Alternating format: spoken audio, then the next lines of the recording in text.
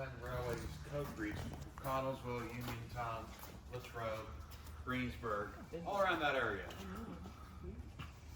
They are extra big so they can haul lots of people inside and everything.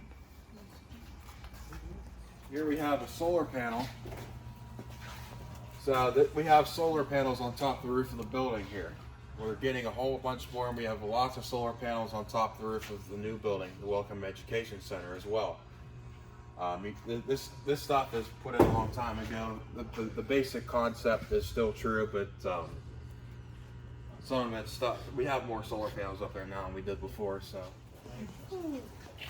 what we have over here, this is the downhill West Bend traction number 3000.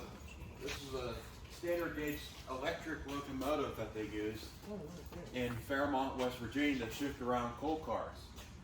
This came from the same railroad that 274 did over there. This was built by Baldwin Westinghouse. I believe it was in Philadelphia. They ran around 70, 80 in service. Over here you have a freight locomotive. Not only did the truck company profit on moving passengers and people around, they had these motor cars and freight cars that would haul freight along where the car line is locked. Over here you have an example of a Philly subway car. Rail on the Market Frankfurt line, underground and uptown in Philadelphia.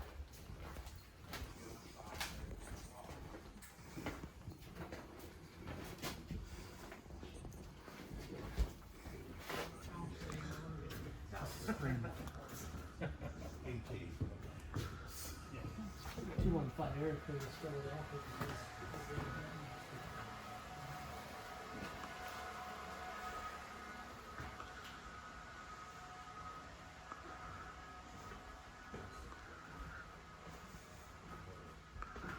You notice that this one, that a lot of these cars, except that one, didn't have trolley pulls on them. These two never had trolley pulls on. They ran on third rail. You can see the third rail catcher underneath the car. When you sit on your side of the rail, you can see where it's at. I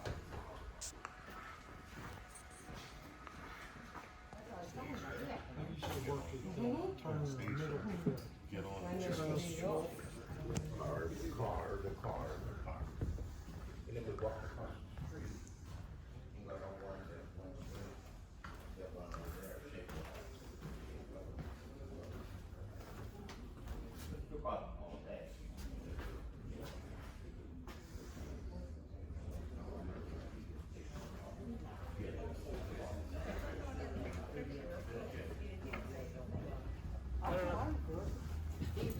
See it anymore. Which is still used today.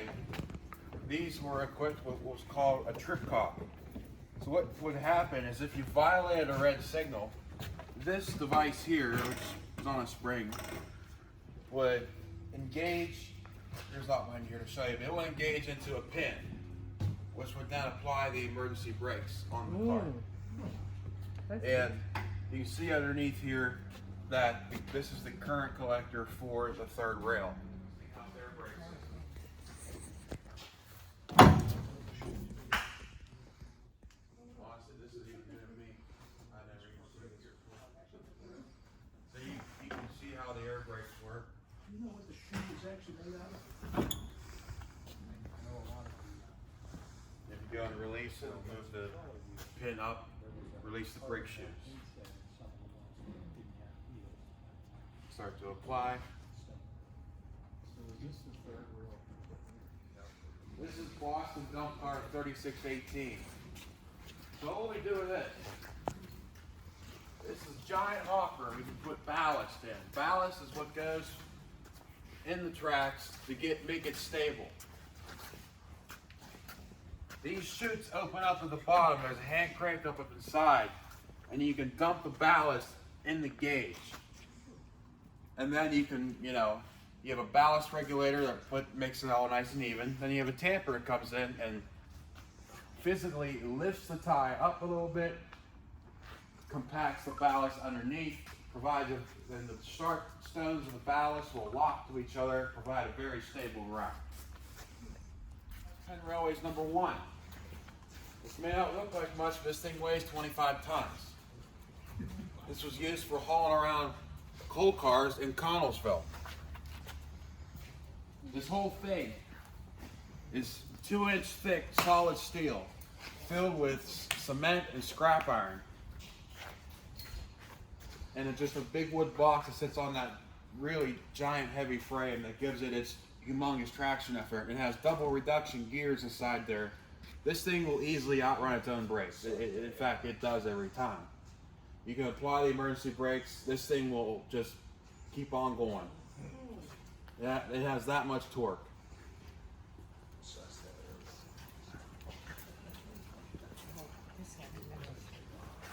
Over here is a car you may recognize. This is from our own city in Pittsburgh. This was actually a special built interurban car that has some slight differences between the 1700s that ran in the city, just like a beefier suspension, beefier trucks, and an interurban headlight on the front. But this is a great example of what ran in the city of Pittsburgh and the surrounding areas for many, many years, up until 1999, when the Port Authority of Allegheny County took 66 of these cars running in Pittsburgh Railway's fleet.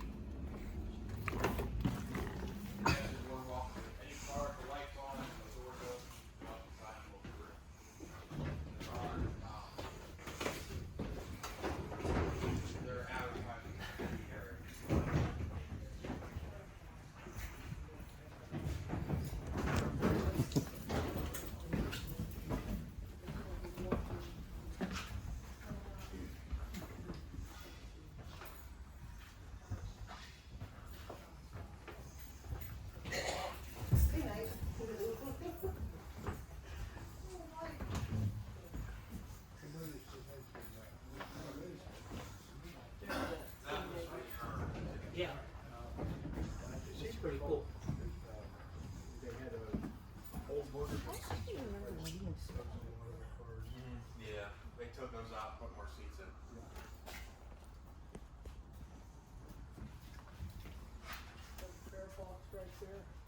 Yeah, this looks as it did in 1949 when it was built. We put it back to 1949. Railroad ties, sticks of rail, just about anything you can fit on that hook. I love this stuff. This is what I did with tanks in the Army, all the support vehicles. That's what I used to run. Recovery vehicles and stuff. Over here we have the standard Pittsburgh, what we call a high floor car. This one was a later design than the one you saw back there. I have to go inside of them.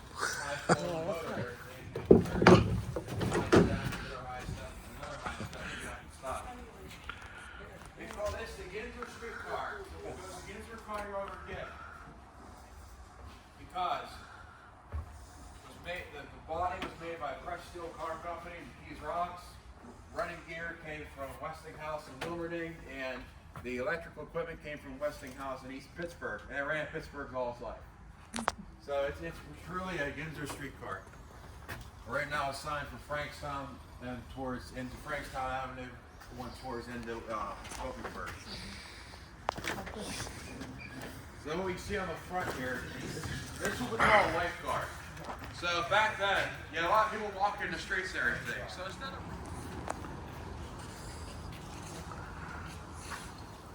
So this is the streetcar we'll be riding a little bit later today. This is car 1138. It's the newest restoration job we've done. This is what's called a pre-war GCC. They started making these. This one's 1937. So there's major differences between a pre-war and a post-war GCC. And when they went out of business around 1930s-ish, everything all of their equipment was sold to Pittsburgh Railways, was renumbered. This one was M56. And we restored it, put it back to Beaver Valley number 1. And this is functional. Everything on this car works. And there's a video, if you go on YouTube, you look up Trolley Snow Sweeper in action. Back in 2015, when this car was finished, we had a little get together and we swept snow with it. The brushes here are made out of rattan. There's a traction motor inside here that powers them. There's a little belt that powers them in there. These things will throw snow 40. Seats in your Are, yeah. Very nice. Pretty comfortable looking Holy seats. smokes. Very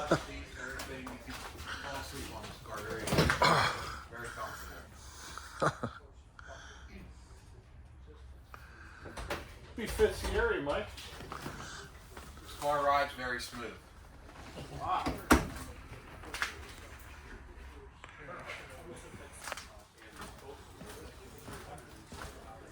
You sit down in one of those seats, you would. Yeah, why not? Sit down in one of these. 22. This was built as a milk hauling car. This thing hauled milk on the trolley line. And the next one you see up is Pittsburgh Railways, now then Port Authority M210, our overhead line car. And you can watch your head.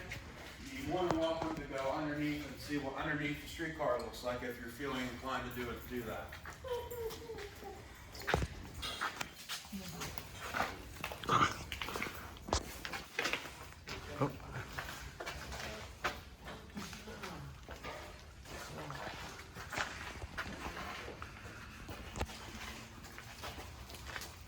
So what are the attempts in there for air?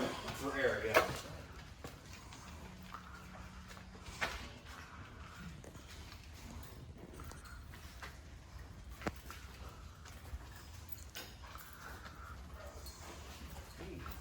And then this area is dedicated to power and signal. So we have some signal stuff up here we're working on. We have some.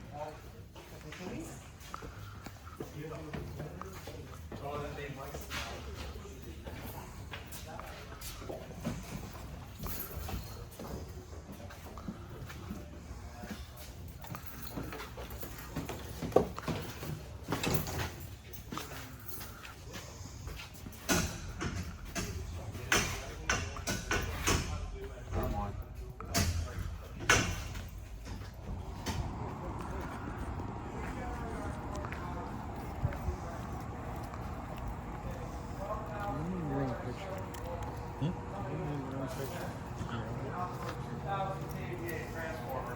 Brings it down to 480 Y, 277 three-phase Y.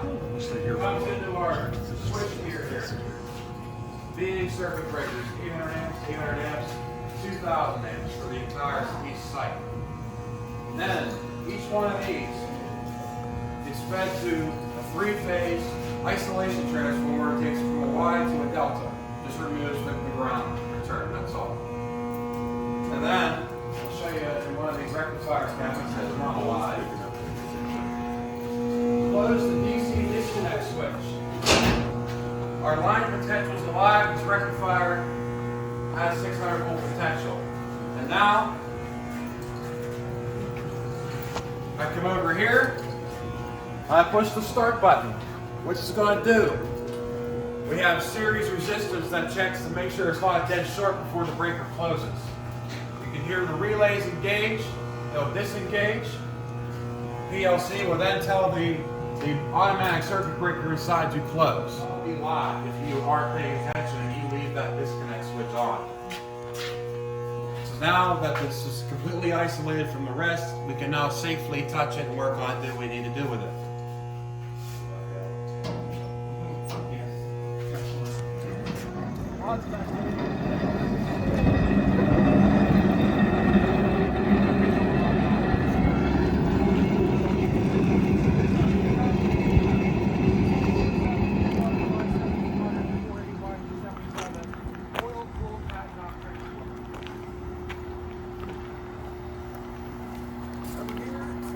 Are the solar three-phase converters from the top of the building here. These take the DC that's generated from the solar panels and generates three-phase AC. This backfeeds into our power system, and whatever excess solar we generate, we get credit for from West Penn Power, which really helps us out. And we generate a lot of solar here, so it really helps us out when we can generate excess. Back in the pen is a lot of track equipment. railroad ties, switch pieces of rail.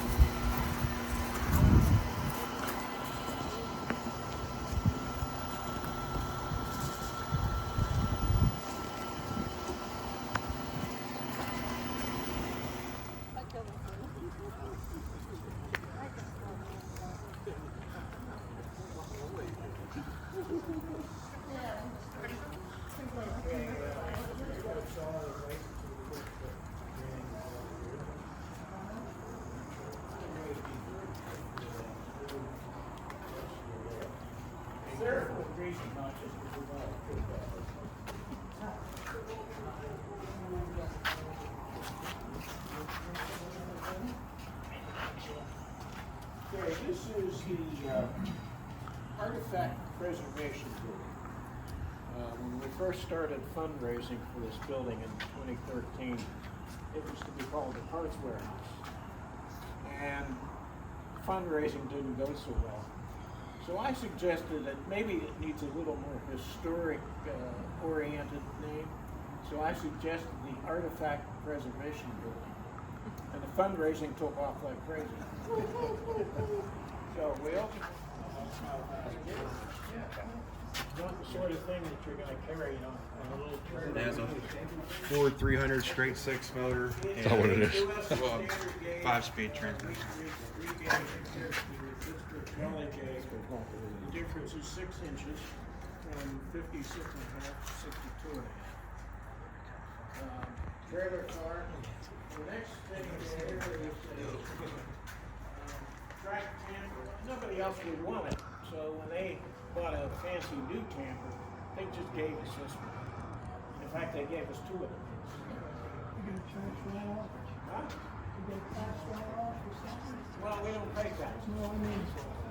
Well, I'm sure they did some sort of magic. Anyhow, all along this building, 4 years high, is parts, bits and pieces of Trolley parts. Here, there, and everywhere. If you can think of it and it has any part of the trolley, it's in this building somewhere. Balance and regulators, which also came to us from the 43. And it is used for track work.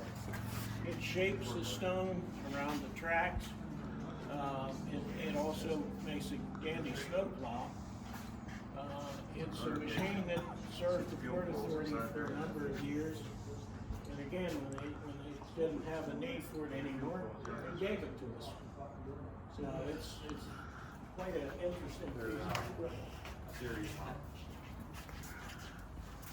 Well, series workshop. Control that.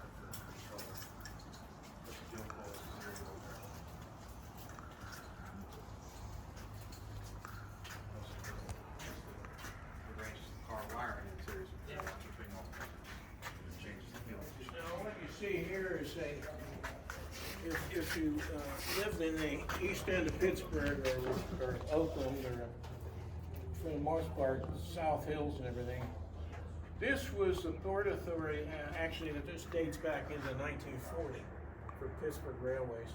But it was a passenger car originally, and when it was taken out of service in the late 30s, they converted to a tow car so that they would tow disabled cars from any of the car barns around the system to the shop in Homewood. So it's a free. It's an air compressor. This is a traction motor, another air compressor. All the heavy stuff is down the lower shelves. Traction motors come in all different sizes. This is one that dates from the turn of the century, and I mean the turn of 1899 to 1900. That's a 50 horsepower motor, and it weighs almost 4,000 pounds. Now, as we come around to the other side of the building, I'm going to show you what time and development did for motor horsepower. But just remember that 3,700 pounds, 50 horsepower.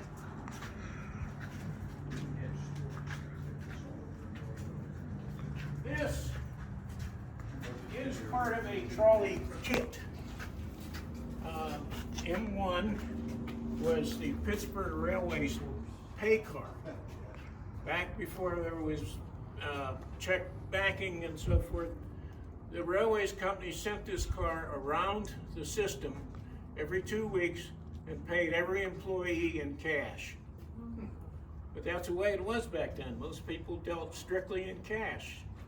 Credit cards didn't exist, and for the most part, banking was for the ultra-rich.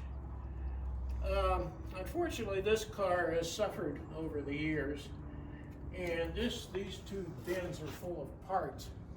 The car itself is in the next building that's a visit, but all of these parts and the car itself are going to go to a restoration shop in Virginia as soon as we gather some more money. That contraption there is the spring-loaded base for a trolley pole.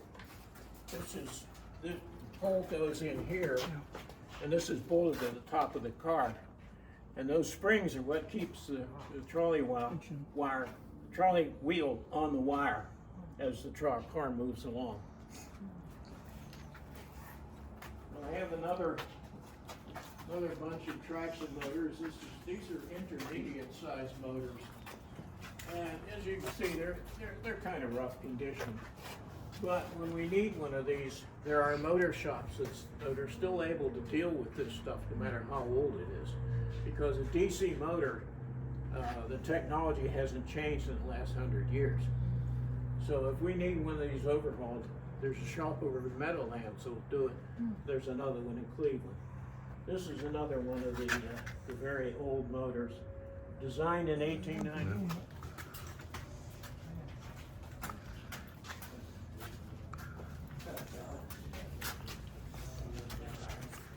This car, or most of the car, is from the so-called Harmony short line that ran from Pittsburgh to Butler and Newcastle and some other areas up in there. That line went out of business in, I believe it was 1931. And this car was, the car body, minus the electrical trucks, the electrical parts in the trucks and so forth, was sold off and put to use as a bar up in north of Pittsburgh, somewhere along the line. And it was there for, I believe, well, from 1931 to one of our members rescued.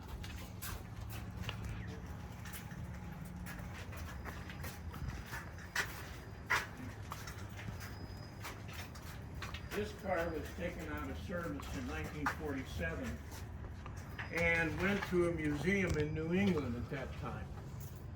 And between 1947 and about 2005 or somewhere, they didn't do anything with it. And as a result, it has weathered quite a bit. And I think that they felt at one point that PTM was a better place for it because we were closer to West Virginia. Those cars were noisy and entertaining. Anyhow, this is another long-term project here.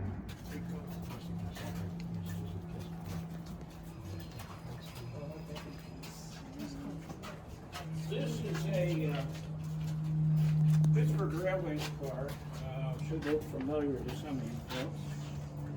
This is another car that it kind of looks nice on the outside. You notice the piles of rust underneath? Those came from this car. So if we ever restore this, and I'm thinking it may happen someday, there's going to be a very extensive steel reconstruction job to put this body back in condition where it'll be operable and safe. But there's always hope.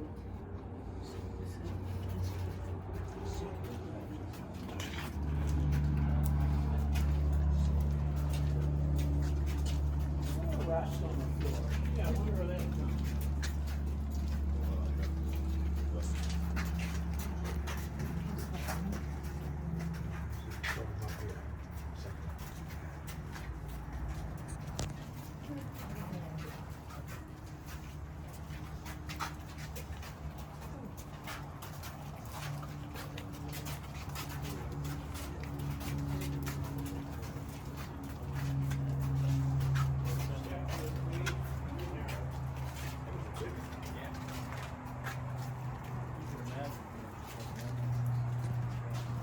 this is another Philadelphia. We have a twin to this car, and you may have just seen it operating. 2711 is fully restored and operational, and it's put to use as our handicapped accessible car. But this is another one. There's some hope someday. We know it needs some electrical work, and just one of those things that comes along a little bit at a time.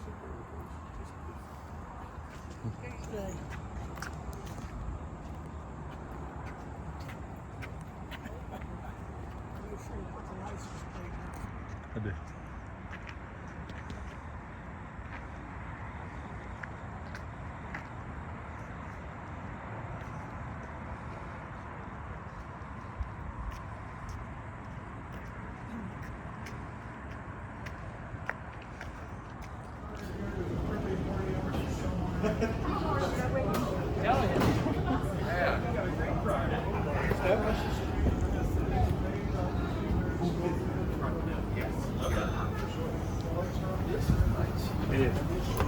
Put our money in. Hey, Mr. Dispatcher. So what we're going to do, we're going to take this to the far end of County Home, drop them off at Reliance. So I'm going to take it around, back up or the other way. We're going to drop you off at the far end of County Home. We're going to go up to our Reliance building.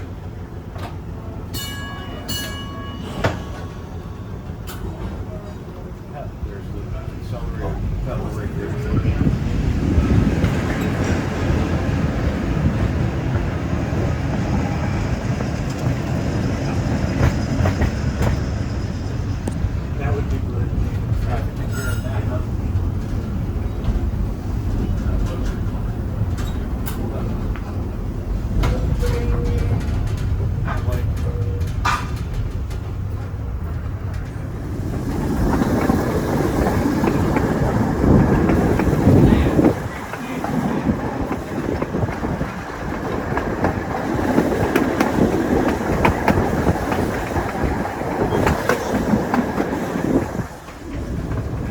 You're not getting to see. This is called Reliance. There's somebody upstairs to film upstairs.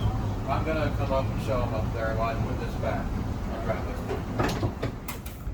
Watch your step, you're coming down onto gravel.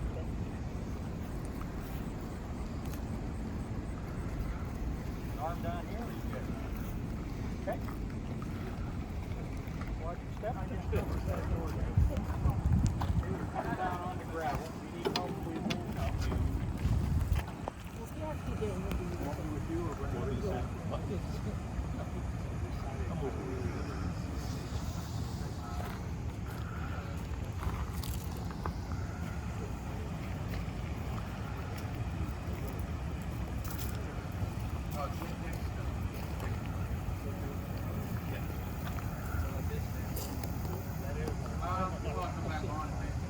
Yeah, that way if you have something wrong.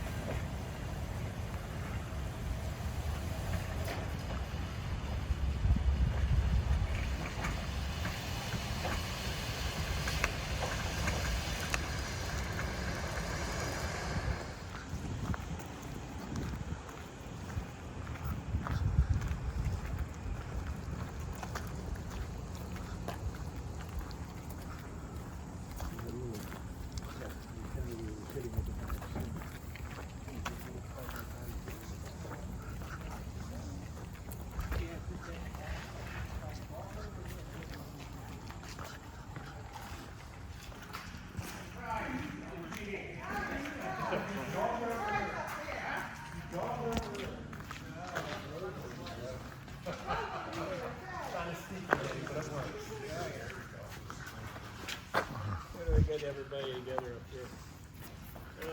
This building we call the Reliance Building. It was originally built in the 1960s by a Reliance Electric Company. And they manufactured electric motors in this building from about 100 horsepower up to 15,000 horsepower. So they had all sorts of outsized machinery in here, tools and so forth. They phased out this building slowly over the years, but the Reliance did us a lot of favors. They did work for us at no cost and things like that. But the biggest favor they ever did for us was to sell us this building for $2.5 million. Because if we had to recreate this building today, it would be $30 to $50 million. There are 4 bays here. Each bay has 2 overhead cranes in it. We are currently using bay 3, 2, and 1.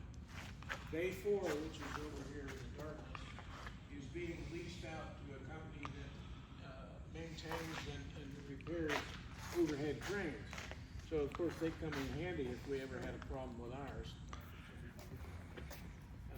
Restoration projects come and go. You'll see one, the terrible trolley from the 1980s. That's being worked on at the shop, which is the next shop we're doing. This facility here, because of its industrial nature, is being used for a lot of storage area. There are pallet racks in here that we have erected, and it's just one thing or another comes in here. This, for instance, this generating set over here, I have no idea where that came from. But stuff keeps turning up. Big machine tools, all-wheel drive and so forth. That rolled off the truck here, ready to work. We put it to work that afternoon. The next one, a big front loader, of which the bucket is off with.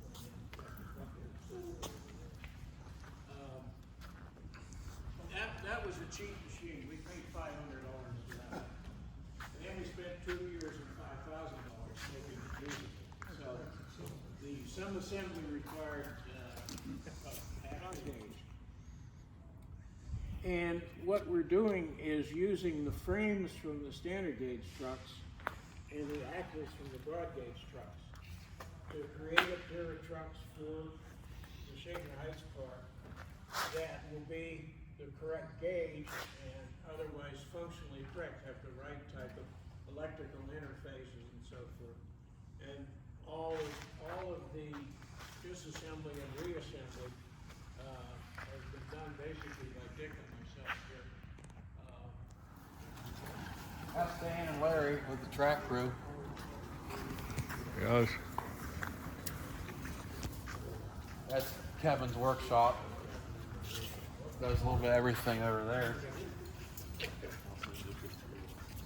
Here we have lots and lots of storage. You see we have rectifier transformers we store, axles, trucks, another forklift,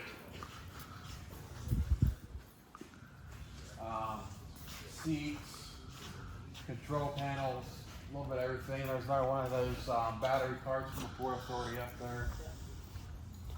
Those look like the West 10 car trucks. Belt saw.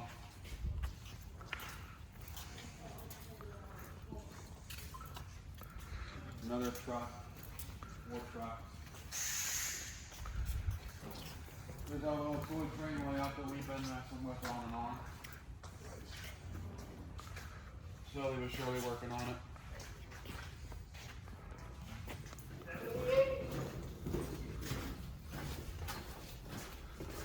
This is one of the probably 10 rooms we have of archives. Keep it air conditioned, community love.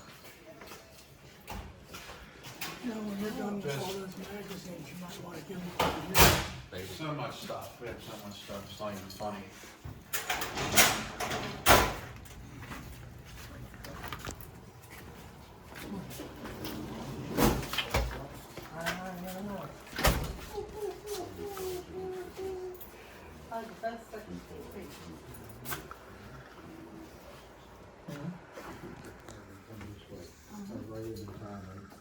fish right through to right. Rush hour there.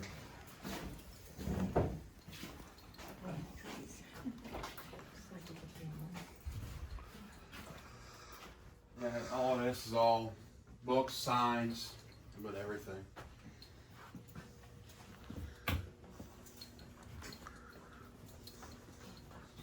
Every possible trolley book that we have at least 3 of them.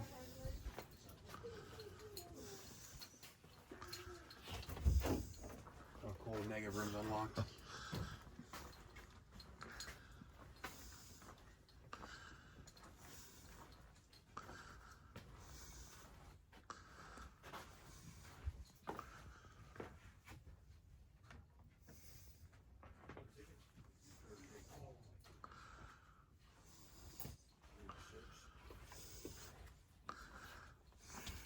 Here's natives of 1700. This is a Brightwood along the Mon Interurban. That's an Interurban car from the Leibarger collection.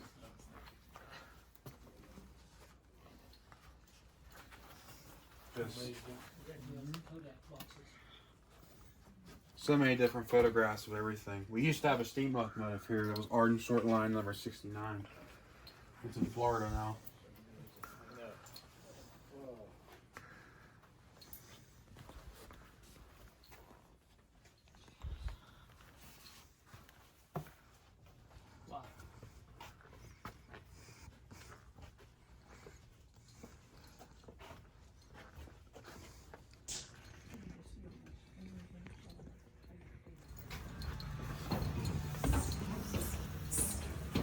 I'll stay here and shut the door.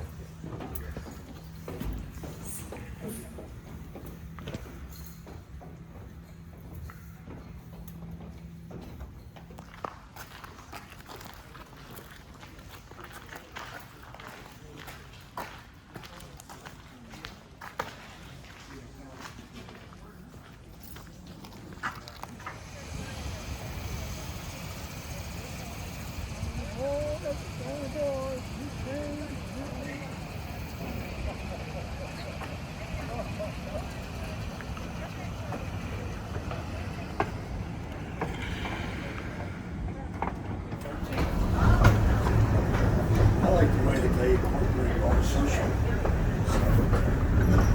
We do have social time over there. We have like Wednesday social nights, and we also have a business meeting on the third Wednesday of every month. So we're going to try to get some more education programs out there.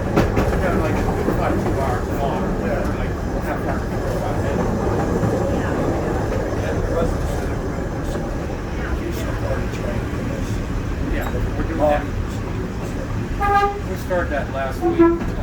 We're going to do that for the next 2 weeks. Until it comes out. That should be interesting. What's your name again? Paul. So big. Just watch your step between the tracks. Tracks out here.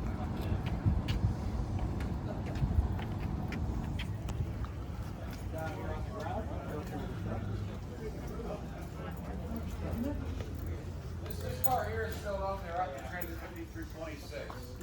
This came from right from the downtown city of Philadelphia. Ran there all its life, then it came up here. 1960 something, I want to say. Yeah. This was the first trolley car to ever come down, be shipped by the Pennsylvania Turnpike. They loaded up on a flatbed trailer and they hauled it down the turnpike from Philadelphia. This is New Orleans car number 832. So this car is special. This is the car they used for the Time magazine cover of the play Streetcar Named Desire. You see a sign on the front for Desire. You can walk up inside if you'd like. They still run these car signs, don't they? Yep. This is Curly Thomas Car Company out of High Point, North Carolina, built in 1922. And it might just slip a lot. Go in there.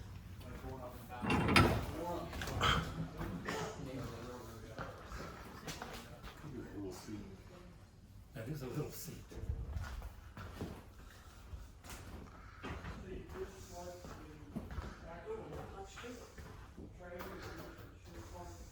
Not the one in the movie, the one with Time magazine cover.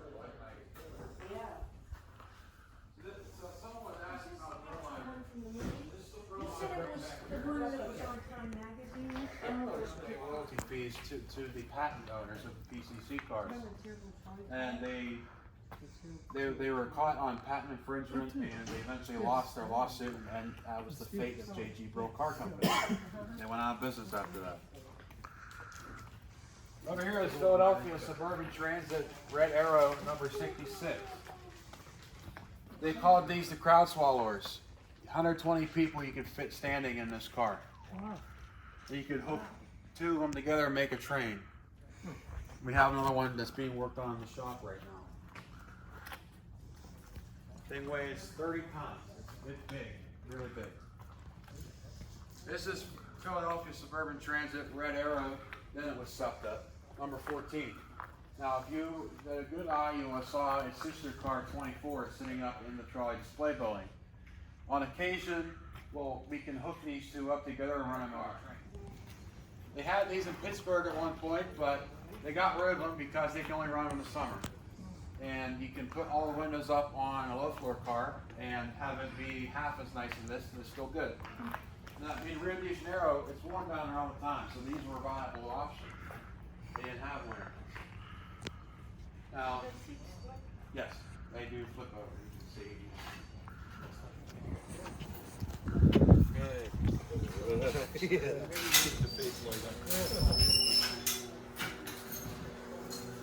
Nothing super special here. It's just a very small 200 amp rectifier and remote control. We can, the same buttons I pushed up the east side, we control here with the microwave link. And here's anyone that likes PLCs and industrial automation. All your different PLCs and networks on DIN rails. Is that cutout that's on the outside wall, is that fused or just a disconnect? On the Outside wall. There's a shrouded cutout on it. then that's that thing I just disconnected. Okay. That's your 25 ton.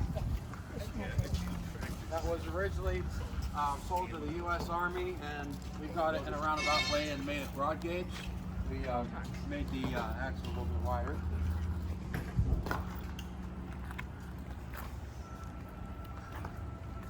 Take you inside the shop here, just watch the step.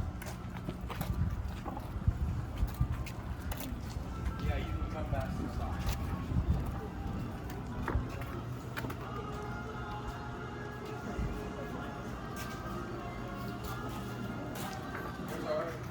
You ever seen the picture of the terrible drawing? Yeah. We're working on it. We're going to clean it up. We're going to make it around the axle. It's kind of hot, but it works.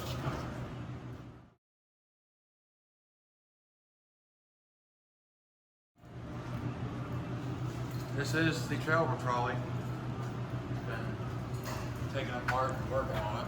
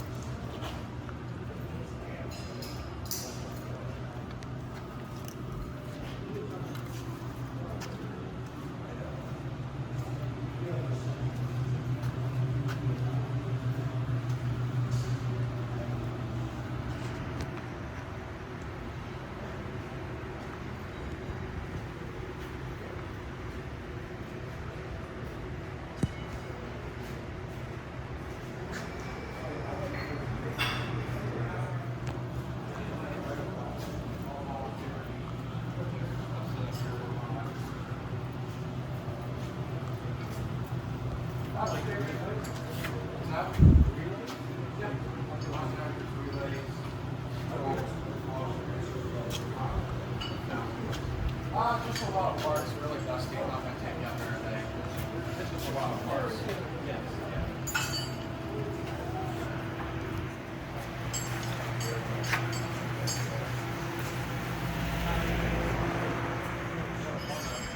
We use this as NV sets for cars.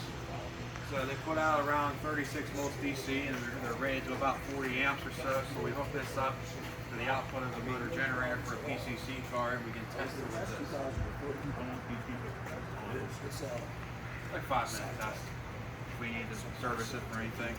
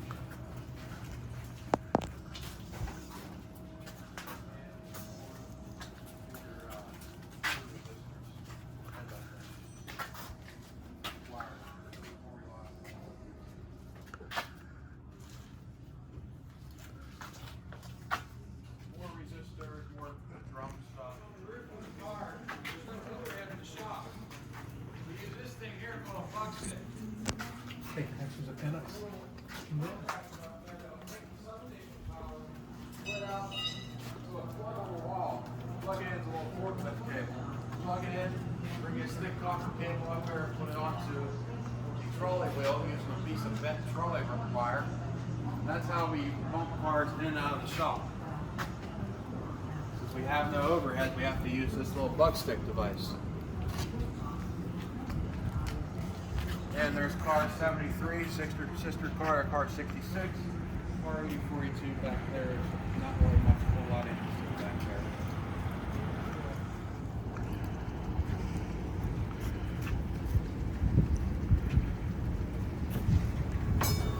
We reacquired the right of way. We built the broad gauge railroad to come down here. Talking about 1990s.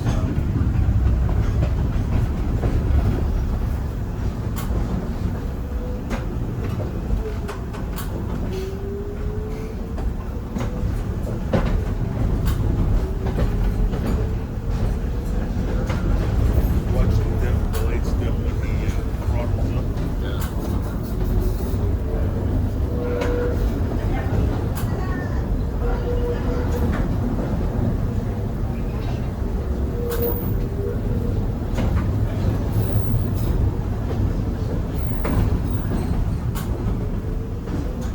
So while I'm passing here,